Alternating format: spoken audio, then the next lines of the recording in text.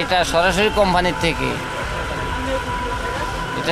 কোম্পানির থেকে আমরা হটলাইনে যোগাযোগ করছি, বলছি যে কাস্টমার যে এরকমভাবে প্রতারিত হয় বা কাস্টমার যে আমাদের সাথে বেশি থেকে বেশি কথা বলে, এটা কি করা, বিশ্ববাজারে কফির দাম বাড়ছে, এই জন্য এটা এইভাবে মার্কেট তো আর খালি রাখা যায় না। যদি কাস্টমারে কোনো রকমের মার্কেটিং করে আমাদের এই হটলাইনে যোগাযোগ করতে বললেন। এটা ভ্যাট বাড়ানোর পর ওরা আলাদাভাবে স্টিকার, নিজেদের পুরান মাল থাকা অবস্থায় আলাদাভাবে স্টিকার তারা কোম্পানি যে ডিলার উনি লাগায় রাখছে। এই যে 220 টাকার মাল 275 টাকা এমআরপি করছে স্টিকার লাগায়। অন্য গোটাগুলোও এরকমই, আপনার যেটা ছিল 410 টাকা সেটা এখন বর্তমানে 470 টাকা করছে, যেটা ছিল আপনার 100 টাকা সেটা 150 টাকা করছে। নেসলে কোম্পানির মন গড়া দাম বৃদ্ধির কৌশল নিয়ে সম্প্রতি সংবাদ প্রচার করে বাংলা এডিশন। পণ্যের গায়ে লেখা মূল্যের থেকে বেশি দাম নির্ধারণ করেছে কোম্পানিটি। নিজেদের মন গড়া মূল্য আলাদা কাগজে মূল দামের উপর লাগিয়ে দিয়েছে তারা। সংবাদটি নজরে আসার পর রাজধানীর বনানী কাঁচা বাজারে অভিযান পরিচালনার মাধ্যমে সত্যতা যাচাই করে ভোক্তা অধিকার। বনানী কাঁচা বাজারের বিভিন্ন মুদি দোকানে প্রত্যক্ষভাবে যাচাই বাছাই শেষে নেসলে কোম্পানির অতিরিক্ত মূল্য আদায়ের বিষয়টির সত্যতা পায় ভোক্তা অধিকার সংরক্ষণ অধিদপ্তর। পরে অভিযান পরিচালনাকারী ও ভোক্তার সহকারী পরিচালক মোহাম্মদ আব্দুল জব্বার মণ্ডল বাংলা এডিশনকে জানান, আলাদা স্টিকারে মূল্য বসিয়ে বেশি দাম নেয়ায় কারণ দর্শানো নোটিশ দেয়া হবে নেসলে কোম্পানিকে। উপযুক্ত জবাব না পেলে পরবর্তীতে কঠোর পদক্ষেপ নেয়ার কথাও জানান তিনি। মাত্র 30% টাকায় জমির মালিক হয়ে নতুন বাংলাদেশের গড়ে তোলার স্বপ্ন দেখা বাংলা বসতি।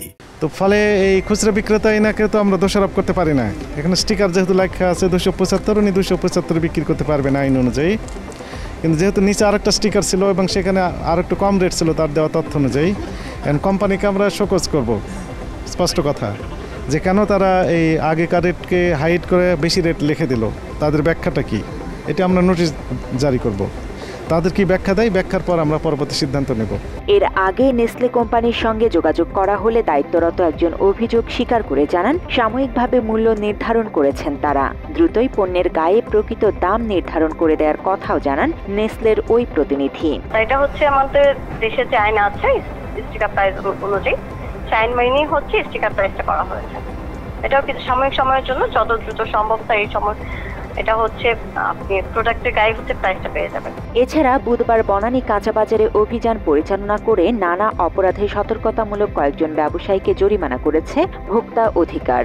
25,000 টাকা অর্থ জরিমানা আদায়ের মাধ্যমে সতর্ক করা হয় মুরগি ব্যবসায়ী সহ কয়েকজন খুচরা ব্যবসায়ীকে। আমরা এই পর্যন্ত 3টি প্রতিষ্ঠানকে 25,000 টাকা যা সতর্কতামূলক জরিমানা আরোপ করা হয়েছে। রমজানের দিন যেহেতু, সেক্ষেত্রে আমাদের যে ভিজিল্যান্স টিম এটি জোরদার করা হয়েছে। এই অপরাধ যদি পুনর্বার সংগঠিত করে, drastic action will be taken against them. সেই সঙ্গে ভোক্তার এই পরিচালক আরও জানান, পবিত্র রমজান মাস উপলক্ষে বাজারে তাদের এই অভিযান জারি থাকবে।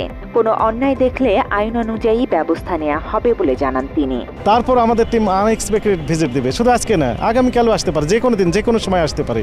এসে যে কোনো রকমের অন্যায় অনিয়ম যদি আমরা দেখতে পাই, অবশ্যই আইনানুগ যে ব্যবস্থা আছে সেটি নেওয়া হবে। পবিত্র রমজান মাসে সকল সিন্ডিকেট দূর করে সঠিক মূল্যে পণ্য বিক্রির অনুরোধ করেছেন সাধারণ ক্রেতারাও। এই রমজান উপলক্ষে বাড়ছে, এর আগে কম ছিল, কারণ আমি তো রেগুলার চাউল টাউল কিনি, এই জন্য বুঝতে পারছি আর কি বিষয়টা।